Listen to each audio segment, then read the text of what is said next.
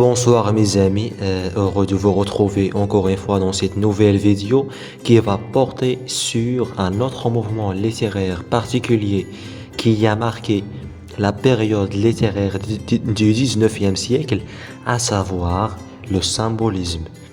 Donc, qu'est-ce que le symbolisme? Le symbolisme est un mouvement littéraire et poétique qui est apparu à la fin du 19e siècle. Il est né en France et se développe en Europe pendant le 19e siècle, comme je viens de vous dire.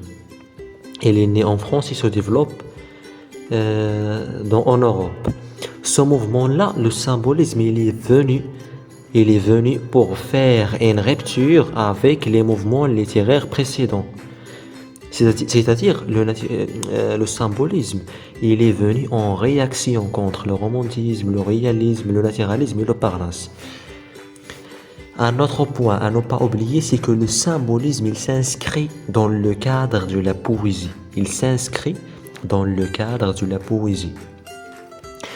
En ce qui concerne les différentes caractéristiques et principes de ce mouvement, premièrement, les symbolistes utilisent les symboles, les images et les analogies pour déchiffrer le monde. C'est-à-dire, dans le mouvement du symbolisme, les poètes, ils ont cette volonté de parler sur le côté spirituel du monde. C'est-à-dire, on trouve toujours dans le symbolisme des poètes qui parlent sur des choses surnaturelles, des choses inexplicables, des choses merveilleuses, des choses fantastiques.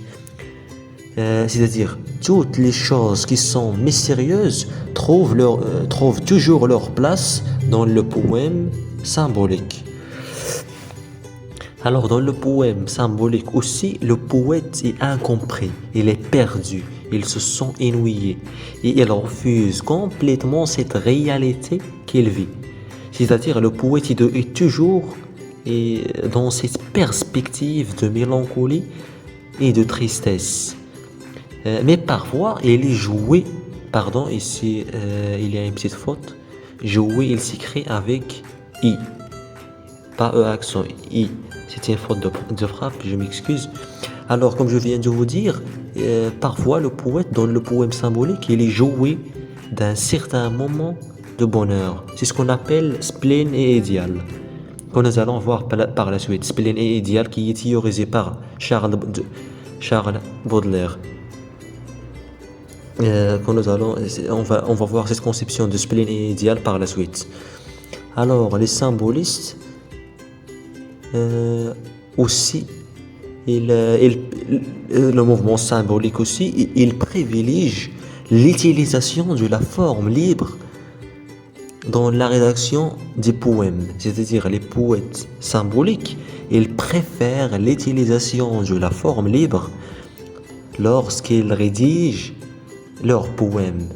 Comme je vous ai dit dans la précédente vidéo, il y a une différence entre la forme libre et la forme fixe. La forme libre, c'est-à-dire il n'y a pas de respect des règles de versification. La forme libre, il n'obéit pas aux règles de versification. Contrairement à la forme fixe. La forme fixe, il obéit, il respecte les règles de versification. Alors, à propos des différentes figures et auteurs qui ont théorisé ce mouvement, le plus célèbre, c'est Charles Baudelaire. Charles Baudelaire, qui est d'ailleurs le précurseur du symbolisme. Il a écrit un ouvrage qui regroupe tous les poèmes qu'il a écrits, qui s'intitule, c'est-à-dire, il a écrit un ouvrage qui s'intitule Les fleurs du mal. Les fleurs du mal. Baudelaire parle toujours de ces deux conceptions, spleen et idéal. Il parle toujours de ces deux notions, spleen et idéal.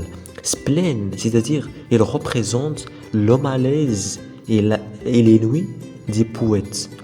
L'idéal, il représente le moment de joie et de bonheur du poète. Il y a d'autres auteurs et poètes qui ont théorisé ce mouvement, tels que Paul Verlaine, Arthur Rimbaud, etc. Alors voilà pour le symbolisme, j'espère que vous avez bien compris et assimilé le contenu de cette vidéo. La prochaine vidéo va porter C'est-à-dire la prochaine vidéo va porter sur le surréalisme, un autre mouvement qui est apparu au XXe siècle. Alors soyez au rendez-vous mes chers amis. Maintenant, je vous dis au revoir et à très bientôt.